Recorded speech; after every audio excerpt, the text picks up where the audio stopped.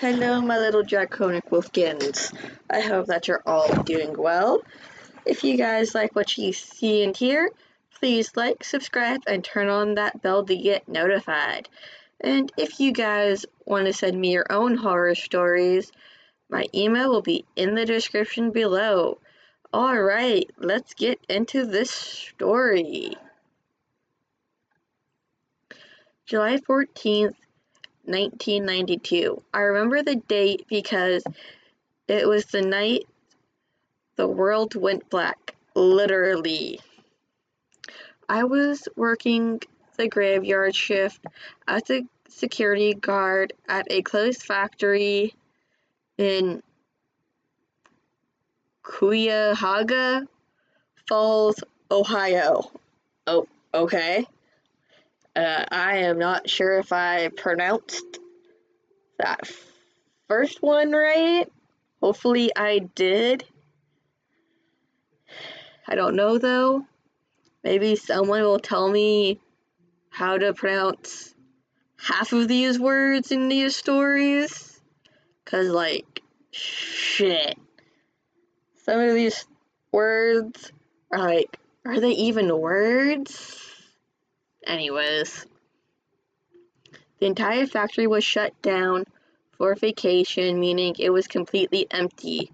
My job was simple: to sit in my car in the parking lot and ensure no one entered the building. I wasn't allowed inside, which meant my car was my only post, my only shelter. There had been heavy all evening, but no one except what hit us. What the hell happened? That's what I want to know. Let's find out. Let's find out. To pass the time, I had a radio on low, turned to the Major League Baseball All-Star game from the Jack Murphy Stadium.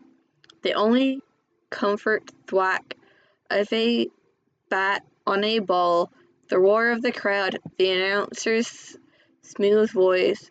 It was a small piece of normalcy in the quiet, isolated factory.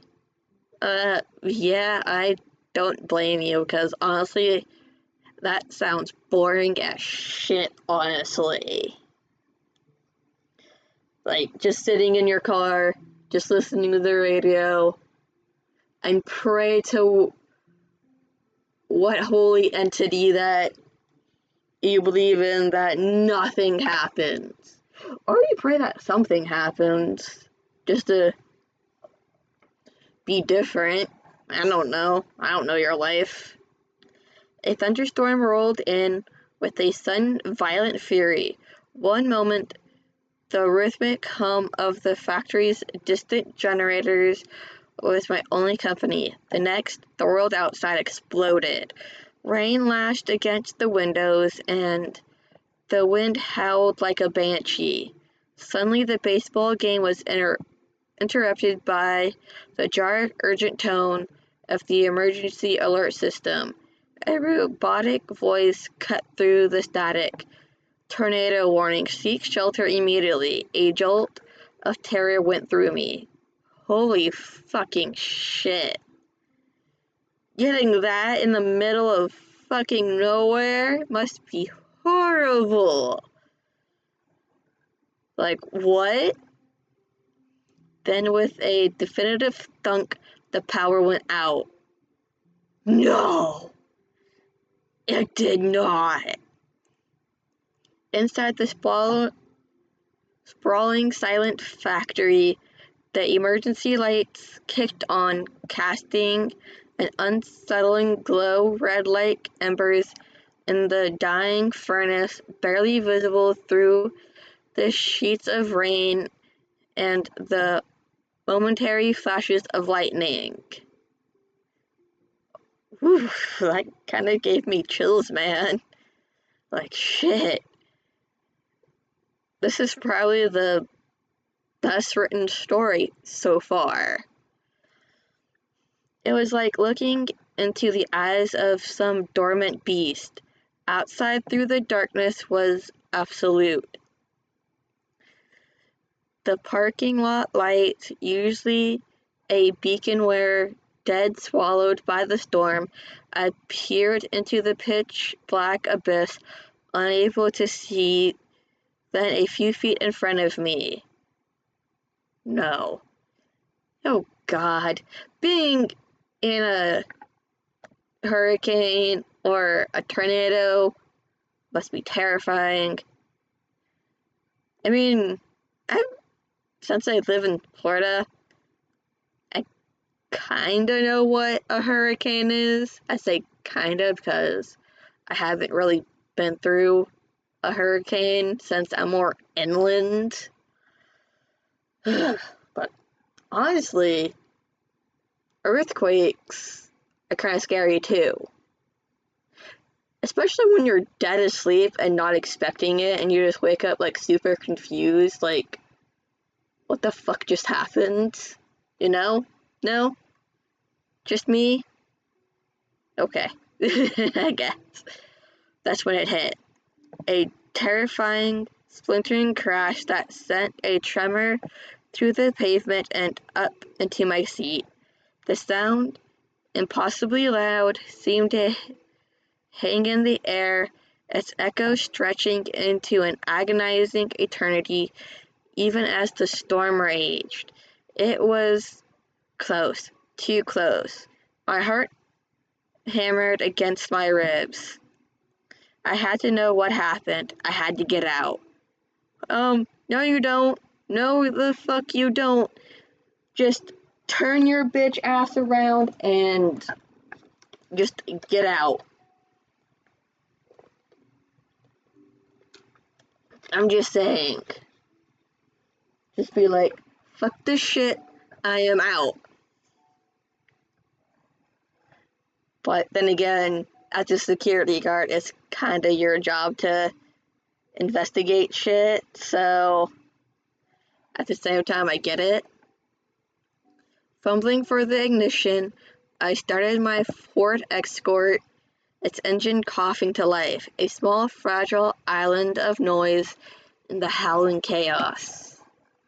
I edged the car forward, my headlights cutting twin beams into the pitch black void of the curvy driveway. Okay. The rain was a solid wall, making every foot of progress feel like driving blind. Then the beam caught it. Oh my god, what? Feeling the entire exit sprawling like a enormous broken limb was a giant oak tree, its colossal trunk having ripped from the earth. It was smashed the canopy into splinters, completely blocking the only way out. Oh no. Oh no. Oh hell no. Now you're trapped. Ah, fuck, man. I was trapped, alone, in the dark with echoes of tornado warnings still ringing in my ears, and I had no idea what was out there. The eye of the storm. Oh god, that has to be traumatizing, man. With no cell phones in 1992, connecting anyone was impossible. I was truly on my own. Yeah, like, cell phones really didn't get popular until, I don't know, the 2010s, give or take, honestly. Maybe a little before that, honestly.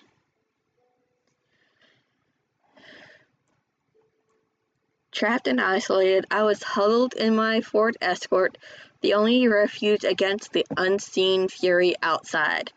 Then, amidst the pandemonium, a sudden, unnerving silence began to creep. Oh, fuck. Oh, hell nah. Oh, God. With you being trapped and with no way out, there's really nothing you can do, man. The roaring wind faded to a whisper, the dull softened to a drizzle.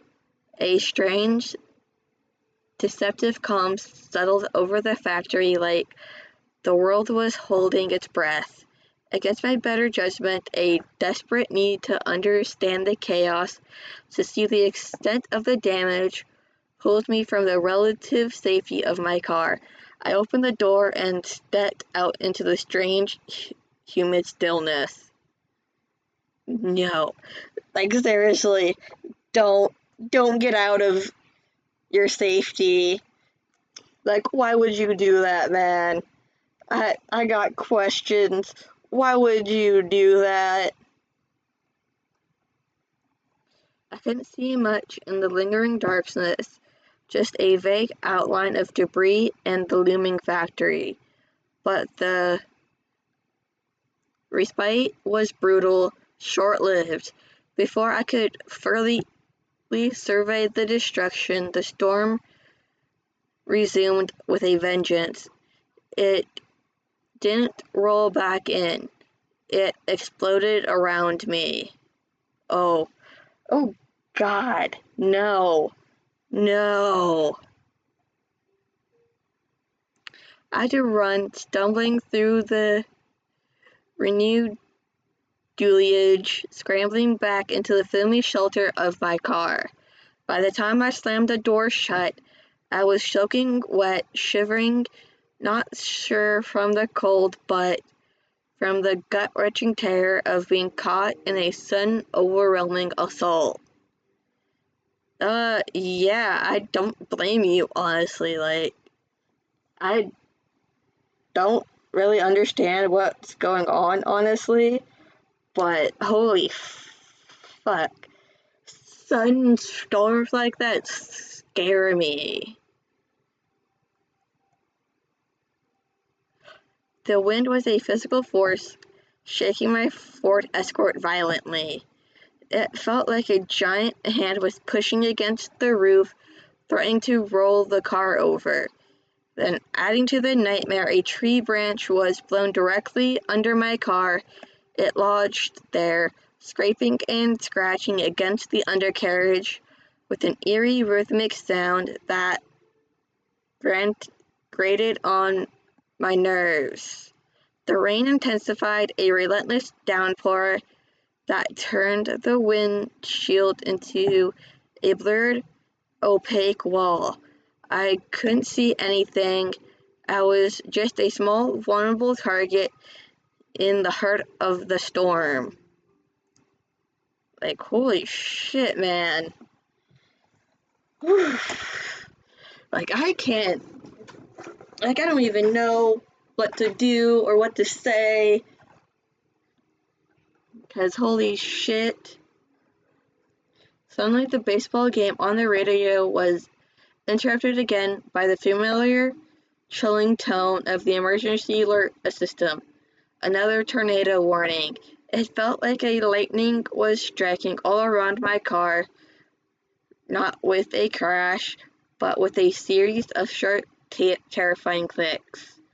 One particularly close strike illuminated the darkness for a split second, and I saw a spark shoot up in the air nearby, only fizzling out just as quick.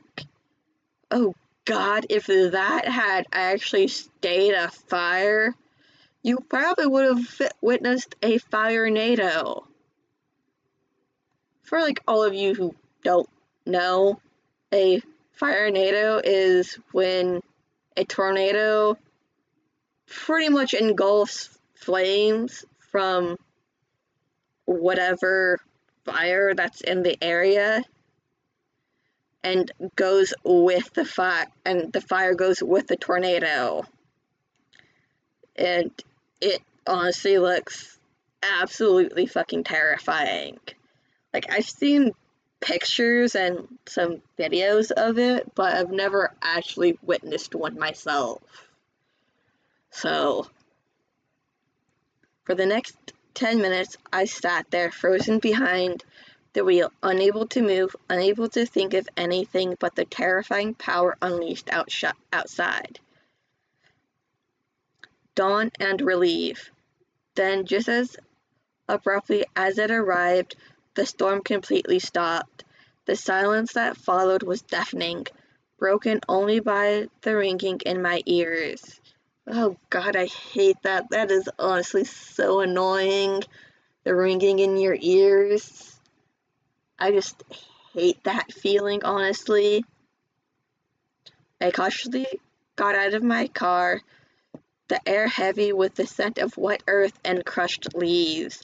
I reached down and pulled the offending tree branch from beneath my escort, leaning against the still shaking car. I listened, and in the distance, I heard the faint, comforting wail of sirens. Okay, so the police. The police are on the way to help! I mean, hopefully.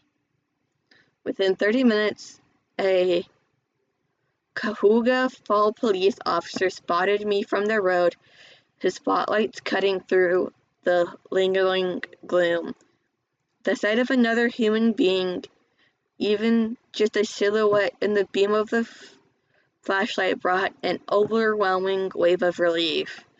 Yeah, I mean, I get it. Like, after that whole shit happened,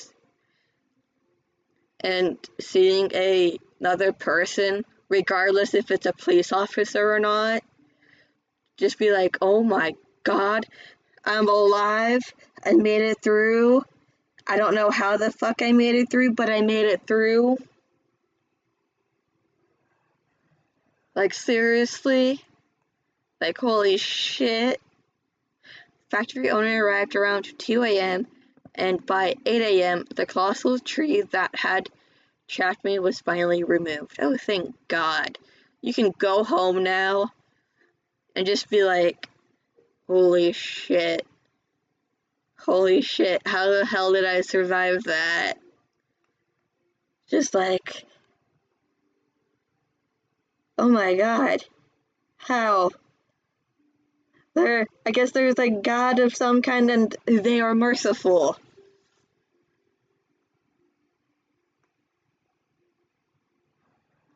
I'm just saying, man. I later learned that the tornado had indeed touched down in Cayuga Falls that night, just over a mile from where I was. Thinking about how close I came, about the absolute isolation and terror I'd felt, filling me with a profound sense of gratitude. I felt happy to be alive. And for the record, the American League won the All-Star game 13-6. At least the American League All-Star game, or the American League won the All-Star game.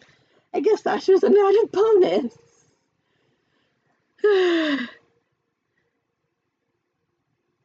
Like, seriously. This is an awesome, well-told story. Like, holy crap. Someone said, my dude went from security guard to author. This was some vivid writing. You should write a suspense and horror novel. And OP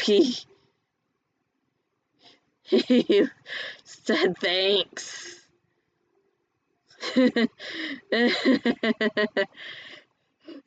Yeah, like shit.